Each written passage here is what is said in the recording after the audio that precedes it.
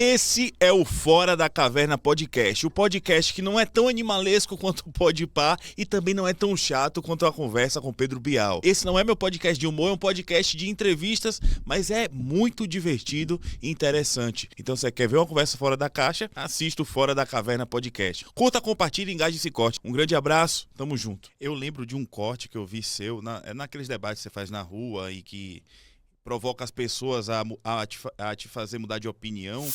E uma pessoa insinuava: você é jovem, você é negro, você é pobre, ou de origem pobre. Você fala: não, quem disse?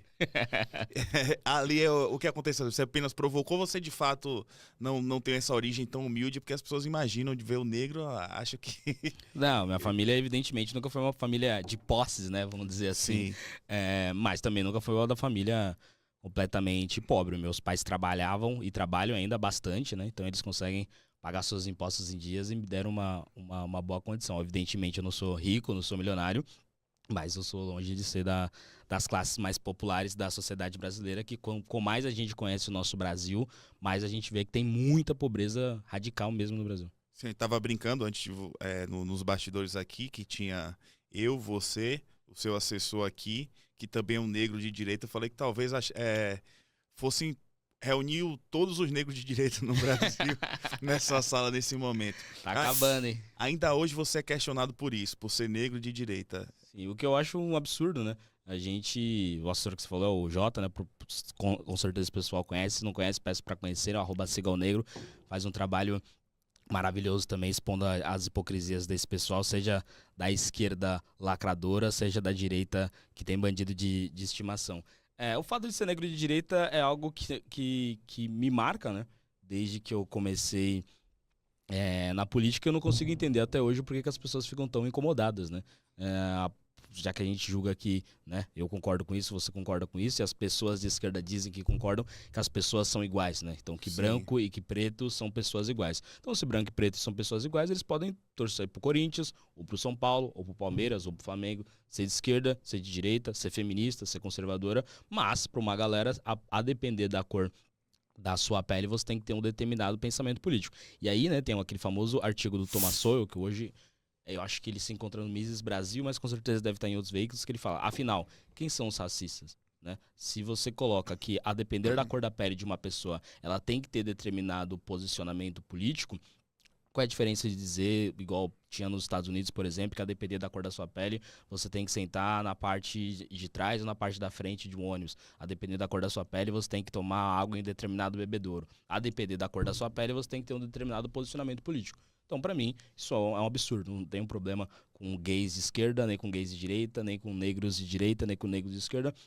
Para mim, são posicionamentos políticos. As pessoas, indivíduos que são, evidentemente, pode ter o posicionamento político que eles quiserem. Se os negros quiserem ser de direita, para mim é melhor ainda, porque aí eu não gosto de ver negão nenhum passando pano para político corrupto.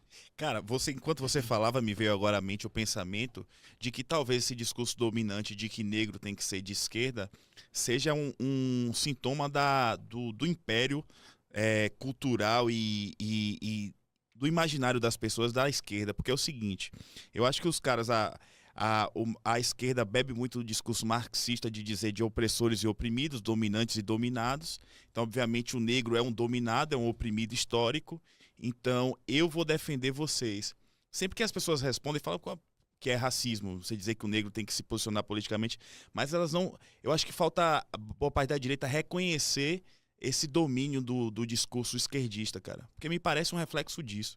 É algo que a esquerda ela tenta numa esquerda pós-revolução russa, né, que vai acontecer em 1917. Depois disso, a esquerda nota que a tal revolução que eles achavam que ia acontecer, que era com o tal proletariado, o proletariado muitas vezes tinha até uma visão conservadora sobre sociedade, sobre família, sobre propriedade, sobre trabalho, né, e não queria muito cair no papinho da revolução marxista, né. Daí a esquerda larga o tal proletariado e parte para o tal proletariado, né, que é tentar ir atrás das camadas que eles julgam camadas marginalizadas da sociedade. Então eram as mulheres, os gays, os negros, enfim, as pessoas que estavam à margem da sociedade. Isso pode ter dado certo ali final dos anos 50 até o final dos anos 90, mas eu noto que nos anos 2000 para cá, esse tal proletariado tá cada vez mais de direita também. Então, Sim.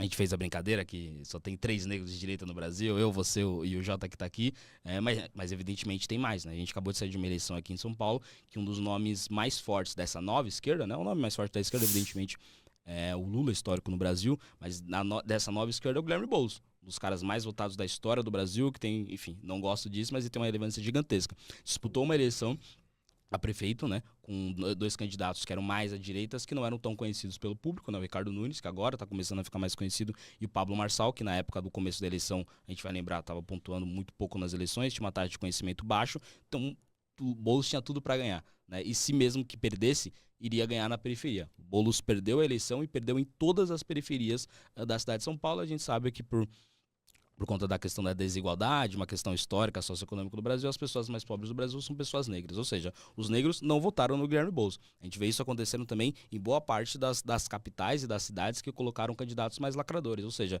isso que a esquerda tentou fazer ali do final dos anos 50 até o final dos anos 90, de focar na população negra, nos movimentos mais identitários, a gente nota que não só ao redor do mundo, mas no Brasil e em São Paulo está chegando também, infelizmente. Tem cada vez mais negros de direita, mulheres de direita, gays de direita e pessoas de direita, e não vai sobrar, se Deus quiser, não vai sobrar nada para eles. Eu tenho a impressão de que a grande falha, a grande dificuldade da esquerda de entrar na periferia é a questão moral.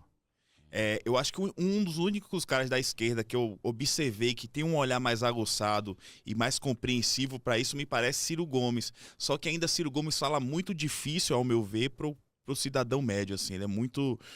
Sabe, ele é muito técnico, e eu acho que é a grande falha da esquerda e também de boa parte da direita, só que a direita consegue, na questão moral, cativar porque geralmente, se você for pintar, claro, tem gente de todo tipo, mas se você for pintar o perfil do periférico, é o neopentecostal, pardo, preto, e que não gosta de beijo gay na novela da Globo, entendeu? Exatamente, a gente vê que o movimento que mais cresce no Brasil hoje, um dos que mais cresce, pra gente colocar assim, é a igreja evangélica, né? E onde essa igreja evangélica está cada vez mais crescendo? Entre as pessoas que são mais pobres, as pessoas que moram em periferia. Como é que um cara de esquerda, um cara do PSOL, um cara do PT, do PCdoB ou de qualquer partido de esquerda vai crescer na periferia, discutindo, sendo favorável ao aborto, xingando igreja, defendendo coisas que a igreja não gosta, dizendo mal, falando mal sobre o conceito de família, defendendo grupos terroristas que estão matando um monte de gente, seja em Israel, seja em outros lugares do mundo, passando pano para Hamas, para Hezbollah, para esses grupos,